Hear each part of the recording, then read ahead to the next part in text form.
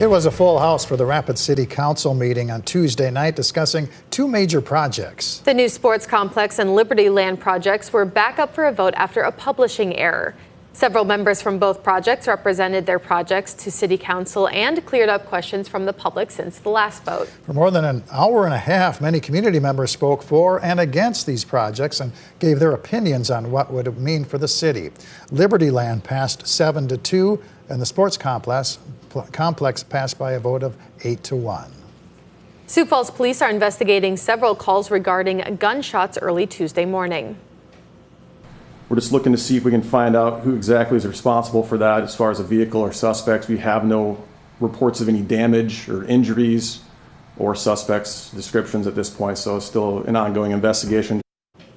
Now, if you have any video surveillance or information, you could give police a call on the non-emergency line, or you can upload video to Crime Stoppers.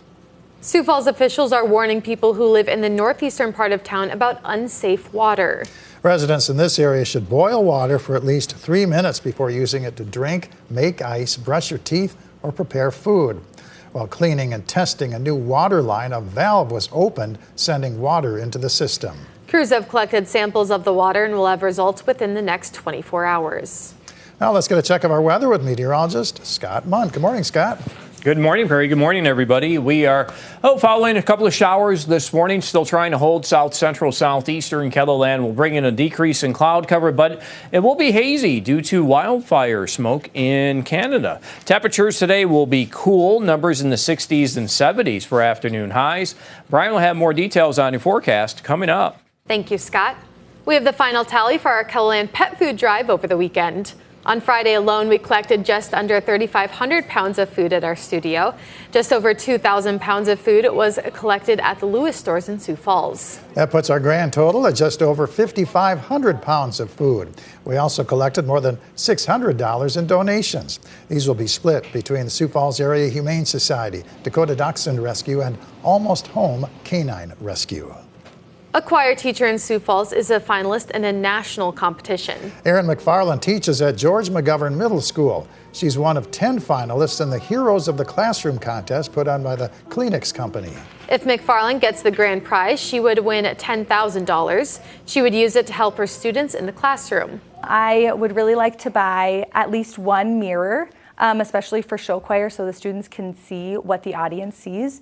And I would really like to spend a lot of money on clinicians so we can have people come in and the kids can hear from someone other than myself and my co-teacher what we want them to do to sound better, to be better musicians and things like that.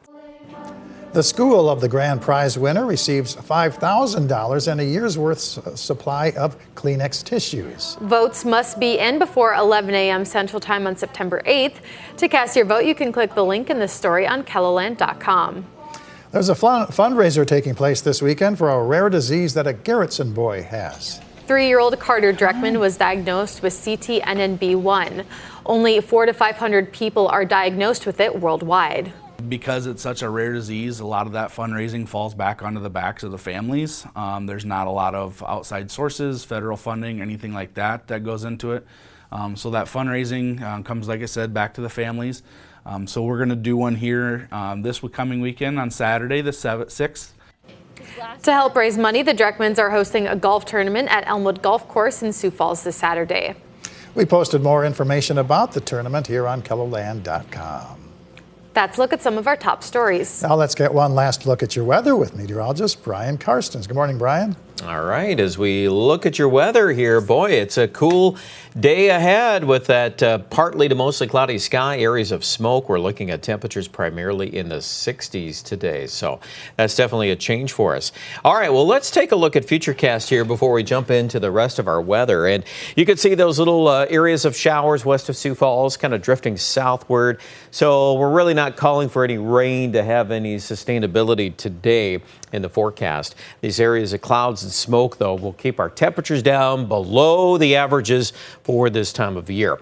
Tonight, as we try to clear out, let's see if we end up with temperatures nearing 40 degrees by daybreak. Parts of northwest Iowa, southwest Minnesota, Sioux Falls, too, really close to 40. And then tomorrow, we get a brief warm-up.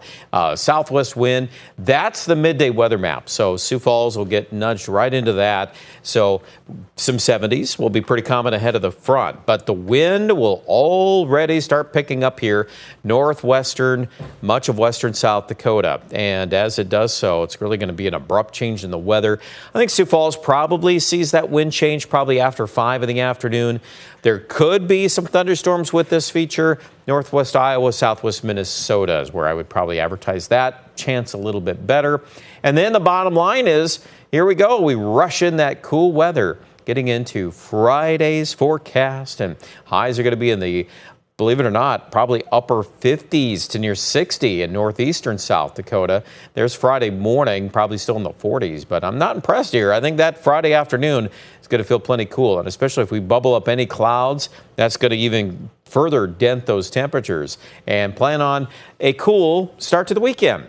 Highs in the 60s. Here we go, our forecast for today. 68 degrees in Mitchell, 72 in Rapid City, so a little bit warmer there. Sioux Falls, again, we bounce back to the 70s tomorrow, and then we're down again. And Friday, Saturday, we'll feel that. Overnight lows by Sunday morning could be, again, near 40. We're looking ahead to next week. If you like warmer weather, well, there we go. We're going to be back in the upper 70s, and we'll probably hit some 80s next week. So kind of running through these 2 cold fronts this week, and then back to more of typical summer weather, or at least early September weather. Aberdeen, you're down to 61 for a high on Friday, and maybe some showers right along that front there Thursday evening. The weekend forecast looks dry for Pierre. We're going to start off cool. We'll be in the 60s on Friday and Saturday. We'll warm to the 70s on Sunday. Then we're going to warm a little more into Monday and Tuesday. That's also true in Rapid City, with highs in the 80s actually next week. Find out more details at KELOLAND.com.